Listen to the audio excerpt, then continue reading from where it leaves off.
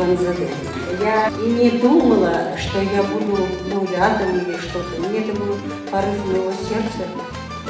И дань тем страданиям, тот, какой путь прошел Чебанзаде в этой жизни, и какой личностный пример для всего нашего народа. Это необыкновенный человек.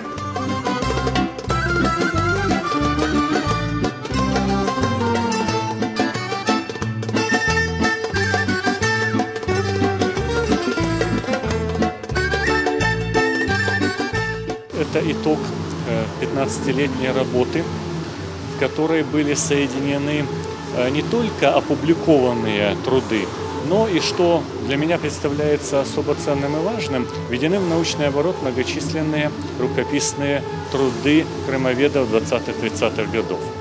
Это как раз окружение Бекира Чебанзаде, то есть те люди, которые жили вместе с ним, общались вместе с ним.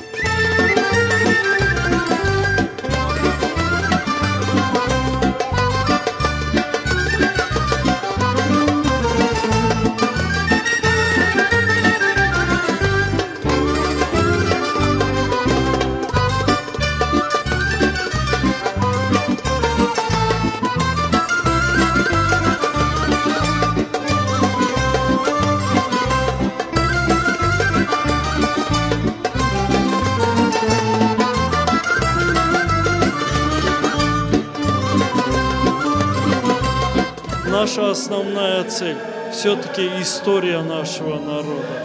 И вот мы выискиваем эти работы. Многие вещи мы сами находим.